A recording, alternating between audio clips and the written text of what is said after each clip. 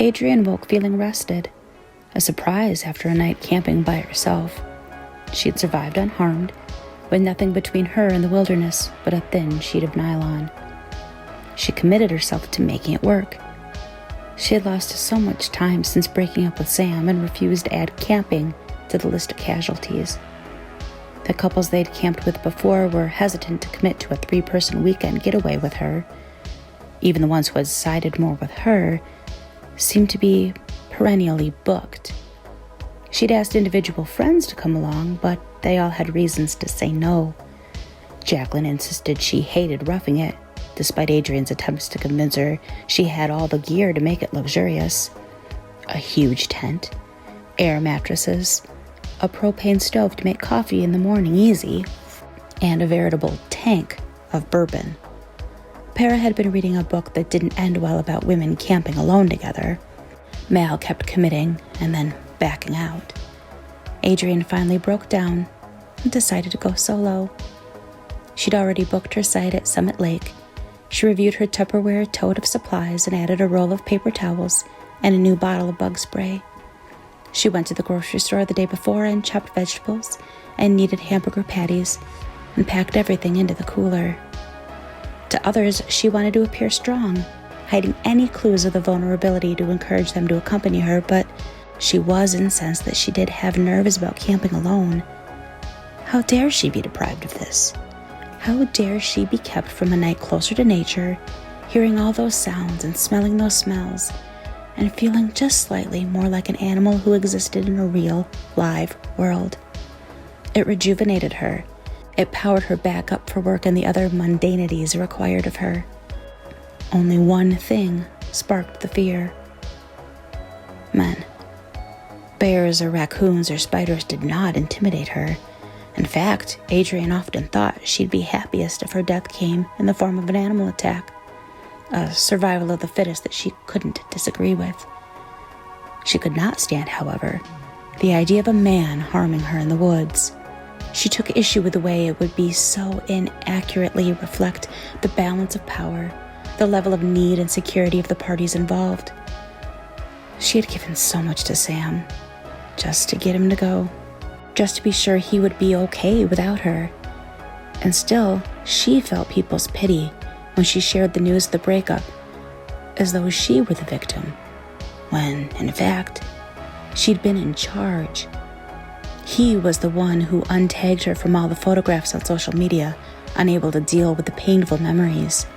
He was the one who had unfriended her after she'd asked him to leave. She flared at the thought.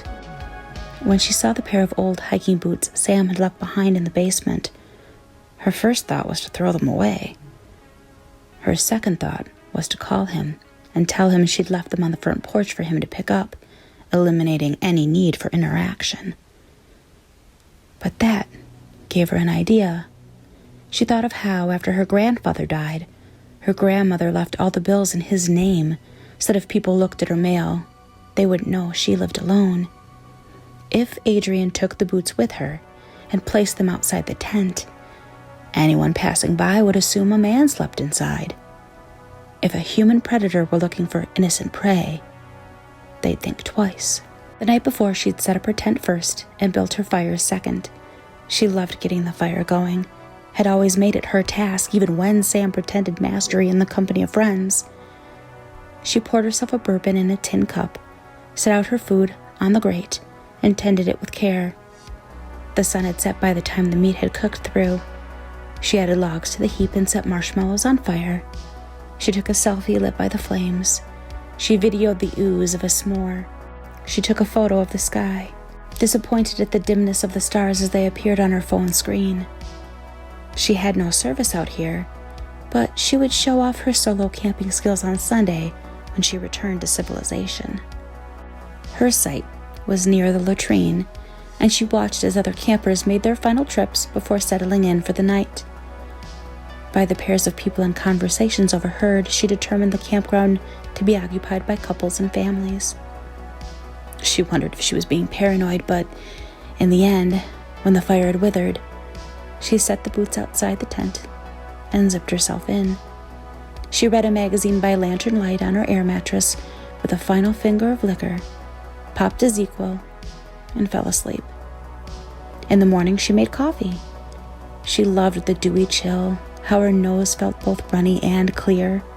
She tugged her hat down over her ears and cradled her mug close as she watched people pass on their morning trips to the latrine. A man waved at her, and Adrian failed to decipher something in his expression. His smile held some sort of secret. She waited for him to walk past her, but she didn't see him again. Maybe he'd gone out for a hike, or he'd walked back to his site a different way.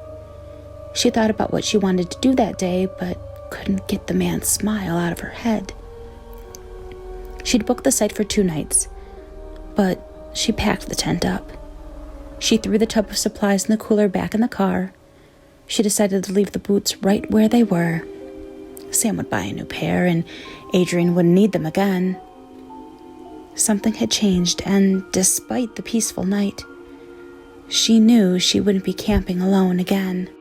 She made the 2-hour drive crying, furious with herself. At home, she transferred everything from the cooler to the fridge. She threw her bedding in the wash with shaking hands. She poured herself a drink to calm herself down and took out her phone to post the photos with a caption that painted the overnight in a positive light she'd counted on.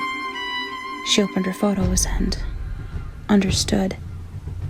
She saw the selfie in front of the fire and the video of the s'more. She remembered trying to capture the stars, but she saw 3 more photos she hadn't taken herself. The boots outside the tent in the dark, her sleeping body inside, and then a close-up of the bottom half of a man's face, grinning.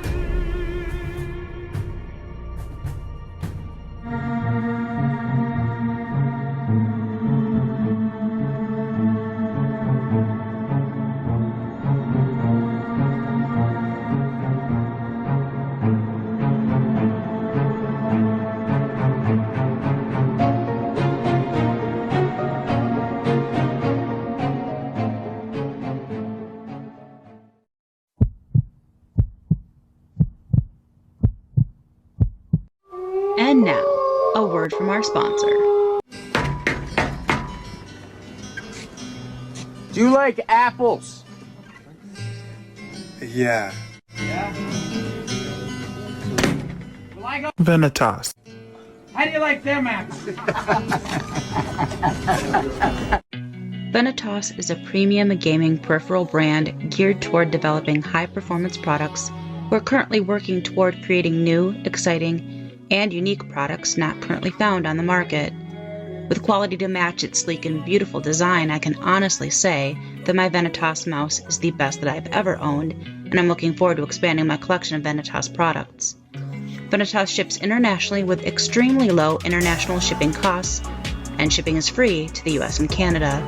Your products will arrive quickly and carefully packaged, with most orders arriving within 7 to 10 business days.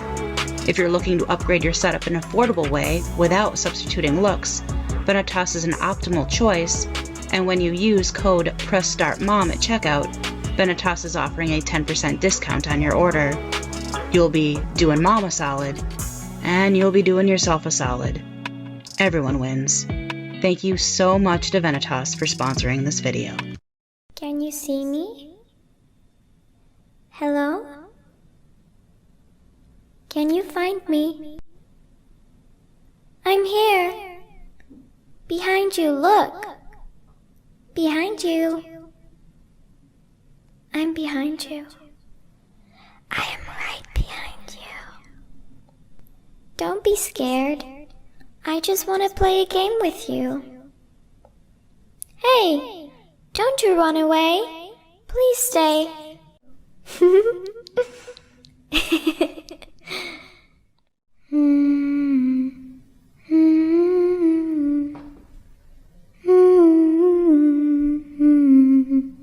Incy Wincy Spider went up the water spout.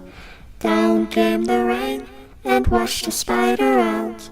Out came the sun and dried up all the rain. So Incy Wincy Spider went up the spout again.